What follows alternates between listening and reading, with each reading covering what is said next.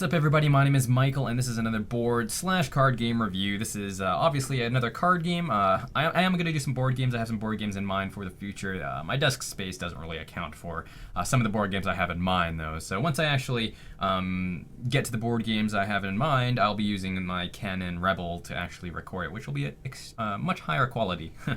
But until then, I'm very excited to show you this game because this is definitely probably my group's favorite game to play. It is fairly easy to get into. It offers a lot for replayability. There is a ton of expansions for it.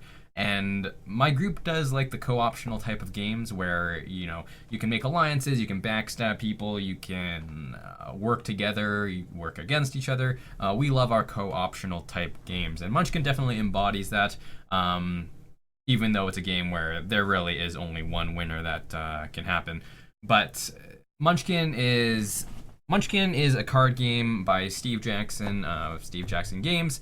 Obviously, as you can tell by the labels. Now, I'm not too knowledgeable. I should probably just say this earlier rather than later. I'm not too knowledgeable on sort of game developers, like board game developers and stuff like that. So I apologize to anyone who's like really into looking into the background of these developers. That if I go over a developer and don't mention some of their other big games, it's just because I'm not well versed in it. So I apologize ahead of time if that happens. But hey, feel free to leave a comment. Let me know what other good games they've made, and I'll definitely check them out because my group loves playing board and card games, so we'd love to expand our collection as well. So Munchkin is sort of a light, how do I say this? A light dungeon crawling card game. It's sort of you battle monsters and stuff like that. You try to level up, you get equipment and all that stuff. But it's sort of it's very, very light, I guess is the best way to put it. It's up to 3 to 6 players, and there's a ton of expansions for it. I need to get more expansions for it, but right now, for example, I have let me just grab it here. I have Munchkin Cthulhu. So if you go to their website, which is worldofmunchkin.com, they have a list of all the expansions they have out now. And there are a ton of expansions. It's pretty ridiculous, actually. And that's one of the reasons why you've probably actually seen a lot of the expansions for Munchkin in your local game stores. It's not exactly an underrated game. I think a lot of people know about it, and a lot of people have a lot of fun with it. We also have some of the smaller expansions. We have... like at my house, we have the Skull Kickers expansion, which is like they have a lot of smaller expansions. Like they even have like Munchkin Penny Arcade, Munchkin the Guild, Munchkin Conan the Barbarian. There's some smaller expansions that you can buy, and then the larger expansions, like I showed you, which is Munchkin Cthulhu. They have Munchkin Impossible, Munchkin Foo, Munchkin Booty, which is like pirates and stuff like that. Munchkin Axe Copy. Yeah, the list goes on and on and on. So definitely check that out if you're interested. But otherwise, let's get into the meat of things. So it's a basic card game. It's not very hard to get into. You get your basic rule book and stuff like that. I'm not going to go through it, obviously, but I'll just go over this for the basic components. So this is really all that you need, and all that you get is you have 2 different decks. You have the door decks, which is what you essentially look to find class cards, race cards, and your monsters, all that types of stuff. And then you have your treasure, your loot. So this gives you equipment, this gives you potions, extra things that you can use to buff or hinder your opponents and monsters. So, and also a dice. The dice you use to mostly just run away. There are some other things that you can use the dice for, obviously, but running away is the main thing you're going to be using this dice for. Note to self, running away is fairly hard. Also, you need counters. It doesn't actually come with counters. So, for example, like my family was the first ones to play this game before I actually introduced it to my group of friends. And my mom enjoys like crafting and stuff like that, so we just use little beads and stuff like that. But any sort of counters will work for Munchkin. And that's really all you need. Other than that, it's just read the rule book and get set up. So the idea with the game is you really want to get to level 10. That is the goal of the game. That's what the counters are used for. They count your levels. That is also how you count your natural power level. Over the course of the game, you will get access to most of the treasure cards, which gives you bonuses. For example, this is an armor card. This is the flame. Oh, by the way, this is a game with a sense of humor. A lot of the names and stuff are references to things, and they also have a lot of funny art and a lot of funny names. So really cool. Really enjoy it. And yeah, not much to say there. So this is an armor. You got footwear. There are like equipment slots. So for example, like this actually says it's an armor piece. It's your full armor, I guess. And it takes up the armor slot, so you wouldn't be able to have another set of armor.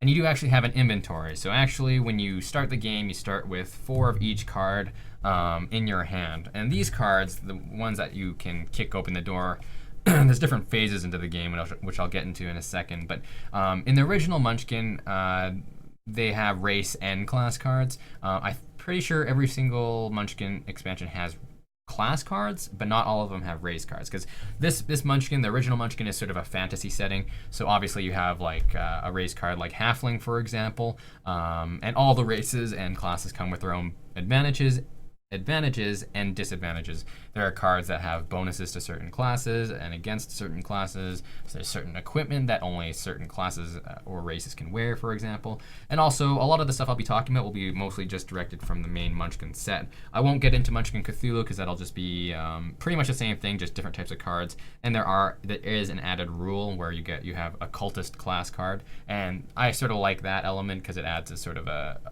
cooperative function in the game already, rather than having to make your own alliances. But let's just stick with the original Munchkin for now, because it'll just give you a better taste of what you can expect. And a lot of the main types of cards you'll be getting in the door deck is monsters, races, classes, and there are curses as well. Curses are pretty prominent in all Munchkin sets as well. For example, you have a curse here, lose 1 small item. Now you are able to cast these as well. If it's not the first phase, which we'll get into in a second, and you like draw it from the deck and you don't actually reveal it, you can cast it on other people, and there's a lot of back and forth and screwing over and backstabbing and stuff like that. This game is extremely fun, and here's actually an example of one of these Skull Kicker cards. If you guys are and know anything about Skull Kickers, it's a great graphic novel, but this was one of the smaller cards that came in that small deck. So, yeah. Other than that, the goal is to get to level 10. So once each player has 4 cards in their hand, 4 cards from each deck in their hand, they're able to play certain things right away. For example, there are treasures that automatically let you go up a level. There are go up a level cards, and you can play those at any time. So if you started with a hand of like 3 go up a level cards, play them right off the bat, boom, you're already at level 4 and you're almost halfway to getting to the winning level.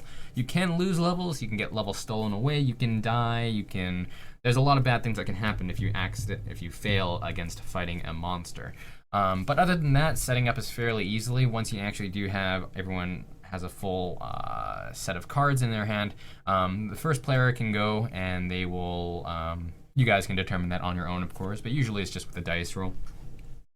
At the start of your turn, you can set down your armor, because anything that's actually in your hand isn't technically in the game yet and won't take effect. So at the very start of your turn, you have this setup phase where you can place down your armor, place down all your equipment that you want, trade, sell, or whatever. You can trade with people, you can sell up to 1,000 gold pieces. Each item, or most items, have a gold pieces, whoops, wrong side, gold pieces amount, and if you can muster up 1,000 gold pieces or more, you can sell those items for a level. That can't be your winning level though. To actually win with the 10th level, you have to defeat a monster, or there are exceptions. This is a type of card game where there are general rules, but the rules on the cards will override those rules at certain points. So yeah, let's say it's my first turn. I got some armor, I got some footwear. I'll have those in play. So once I actually have these are both in my inventory and in play. So these are in effect. So I have the bonuses are in effect, and yeah, that's that. Now you can have more things in your inventory. So this is good because you sometimes want to have an item in play that you can maybe use for trading, because you can't trade from your hand. Remember, hands in your cards in your hand aren't actually in the game. So if you are planning on selling something, possibly you still want to put it in your inventory and you just turn it sideways, sort of like Magic, where it's not in use. So you still have it in your inventory, it's still in the game, so people can steal it. You can still lose it from monsters, but you don't have the bonuses, and it's not taking up that equipment slot anymore. So you sort of just, you can set up all your equipment like that. You can even set up one-use items, so there are a lot of buffs in the game. For example, this is a buff called Yuppie Water, used only during combat and usable only once, and it gives pretty much a +2 to elves. It gives +2 to each elf in the battle, and it's worth 100 gold pieces. So anything with a gold piece count is essentially an item that you can have in your inventory to sell and stuff like that. But the thing about one-use items like potions and stuff like that is you can play those from your hand. So those are sort of the exception almost, that you can play them from your hand even though they may not be on the table already. But you can still keep them on the table if you want to sort of empty out your hand, because you actually only can have 5 cards in your hand. If you have more than 5 cards in your hand at the end of your turn, you have to, if you're tied for the lowest level, you have to discard them. If you are higher than the lowest level, you have to give those excess cards to the lowest level, or if there are more than one person who is the lowest level, you can split them up however you like. So there's a lot of item trading, a lot of giving, taking, stuff like that. So once you have everything set up, you actually kick down the door. So that is the first phase of the game. That is the first phase of the turn, like the first actual phase. So when you kick down the door, you actually turn over the top card of the door card. Now it can be a monster, it can be a class card, it can be a race card, it can be a curse. If you get a curse, that card is automatically played on you, which is a little bit unfortunate, but there are cards around that. So I actually got a race card. I got the dwarf, and now everyone sees the first card that you kick down the door with, and I got a race card. Race cards and class cards you can sort of just play right when you get them, and you can say, okay, I don't want to be a dwarf anymore, and just discard it. But I do want to. Let's say I want to be a dwarf. So I am now a dwarf. Nothing. I have no class, but I am a dwarf, and the dwarf says I can carry any number of big items, which are, it'll say on the equipment if it is considered a big item. And I can have 6 cards in my hand as opposed to 5. So that is a pretty good card. It doesn't actually, now there does come some disadvantages to races, but they don't list them on the race card as opposed to the class cards. The class cards do list both the advantages and disadvantages usually, but the race cards don't. But there's monsters, for example, that have like a bonus against dwarves, for example. So I didn't draw a monster card. So you get the option after kicking down the door, if it is not a monster, you can actually play a monster from your hand to fight. Because you actually do want to fight monsters, because remember, that's how you get levels. You get 1 level, a minimum of 1 level when you defeat a monster, plus however many treasures it shows. For example, this is a level 1 lame goblin. I would get 1 treasure from it, plus I would get 1 level from that. And if I lost the goblin, the bad stuff would happen. Which at the lower levels obviously is nothing bad, but at higher levels it can account to something like dying. And when you die in the game, you lose all your cards essentially, and you start back at level 1, and everyone else in the game actually gets to loot your body. They get to take your items. So you definitely don't want that to happen. So you want to fight monsters, you want to kill them to be able to level up. So let's say, for example, I didn't draw this dwarf card on my first kicking down the door phase, on my first phase. Let's say I drew the monster instead. That just means I have to fight that monster. If you kick down the door and you reveal a monster, you have to fight that monster. Now, fighting monsters in this game is just basic math. You take your total level, add in whatever bonuses you have. If that's higher than the monster's level, you can beat it. Nothing wrong with that. If you are tied, you actually lose ties. Warrior is a class in Munchkin. That's the only class that I can actually win ties. So that's one of the advantages to being a warrior. But otherwise, if you have a tie, you have to ask for help. If you can't actually kill the monster by yourself, even with the amount of buffs that you have in your hand maybe, and you don't want to run away, you can ask for help. So you can actually ask for help from one other person in the game. You can only ask one person, but if they choose to help you, you essentially just add their bonuses to your bonus and then fight the monster together. Now, there are advantages and disadvantages to that, of course. One thing is it will usually take some negotiating, because obviously there can only be one winner, and the person who's helping you, they don't get levels. As a basic rule, there are cards that allow that. Like I said before, cards will override general rules in the game, but the general rule is the person who first fought the monster will get the level.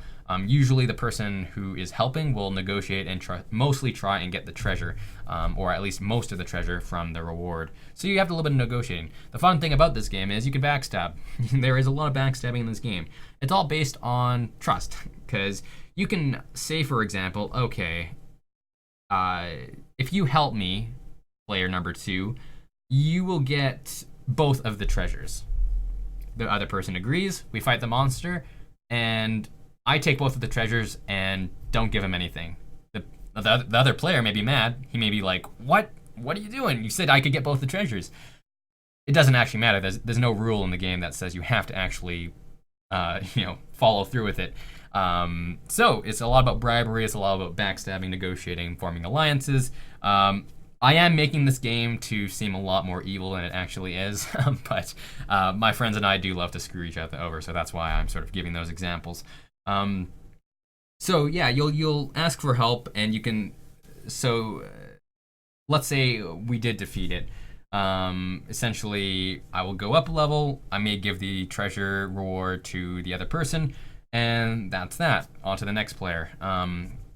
And you can only do all your equipment and stuff like that at the very start of the turn, before anything happens. Like, if you get items after from the treasure and you want to play them, you have to wait till the start of your next turn to actually do that. So they're not actually in play just yet.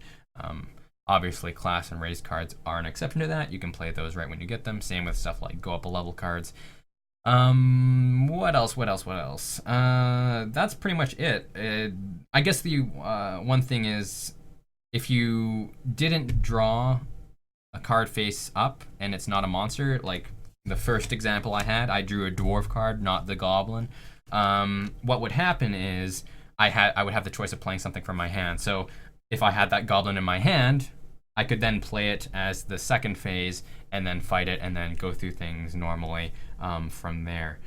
Otherwise, I could also just loot the room. If I have no monster in my hand, or if I have a monster that I obviously cannot beat and I don't think any people would help me, you just draw another door card face down. And this card you keep in your hand and you don't have to reveal. So that's why curses, for example, you can play on other people. So this could have been a curse card, and because it wasn't from kicking down the door, it was just from looting the room, I can keep it for myself and play it on other players now. Usually it can be stuff like lose a level, lose the armor you're wearing, lose an item of a certain value. There is even a card that changes your sex. Because you go with your natural sex when you first start the game. For example, I would be a male, and there are items in the game, for example, that have bonuses for males only or females only, and there's monsters that have advantages and disadvantages for male and female respectively.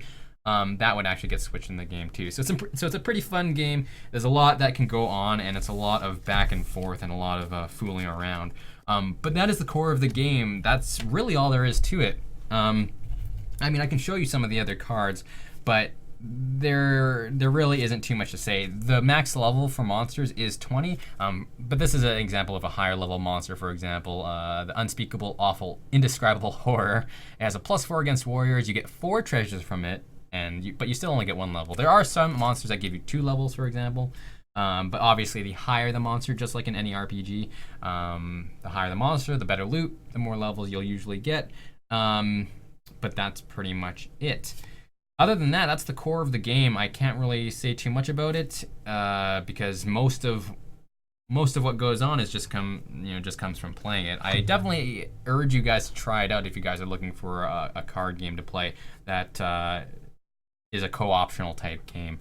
Obviously, there can be only one winner, but still, there is a lot of co-optional elements to it. Again, I recommend getting at least 1 expansion with it if you do get the core game, because it will add a lot to your replayability, and I think you'll have a lot of fun with the game. There's been very few people I've talked to that have played Munchkin that have just not fallen in love with it from the get-go. I think it's a very, very fun game. It's very, very easy to get into, and if you have kids or anything like that, it's simple enough for them to understand, but in depth enough that people like myself and my group who like hardcore games, they won't get bored of it at all. We've played this game a ton, and we'll still keep playing it for for years to come, I'm sure. Because there's a ton of expansions that we do want to try out, or at least I want to try out. I don't know about them, but I will definitely be looking at getting some of those expansions. But other than that, I hope you guys enjoyed this video, and I apologize if it was a little bit messy. I said it's easy to get into, but from the very first look, it may seem a little more complicated than it actually is. And I apologize if I made it seem more complicated than it actually is. I still maintain the fact that it is fairly easy to get into. I don't know if the better recommended age, it's recommended 10 and up, but I think maybe ages 8 or 9 could possibly do it as well. The main thing is it also good because it teaches a little bit of basic math. A lot of it is addition and stuff like that. Oh, one thing I forgot to mention. During the fights is where most of the math comes in, because when you're adding up all the bonuses and stuff like that, this is where a lot of backstabbing comes in. Because you don't want your opponents to really get to level 10 first, there are a lot of buffs that you can apply to the monsters, and it'll be a lot of back and forth. You can pretty much play out your hand. So if I had like 5 buffs that go +5 to monster, +5 to monster, +5 to monster, my opponent could do the same with other cards and go +5 to me, +5 to me, +5 to me. And anyone else in the game during combat can actually play bonuses on either side if the card allows it to. So just another aspect of combat. But other than that, hope you guys enjoyed the video. Definitely give Munchkin a try, and I pretty much guarantee it'll be at your local game store. It's a very, very popular card game and has a lot of expansions going for it. So until next time, guys, I'll probably be back with a board game next time, so be on the lookout for that. Make sure to follow me on Twitter for all things me, essentially. I am back to streaming on Twitch, so for those of you guys who are from that aspect of my life, hope to see you guys there again. The link will be in the description below, and yeah, hope to see you there. But take care, you guys. Have a great night, day, morning, wherever you are, and I will talk to you guys later.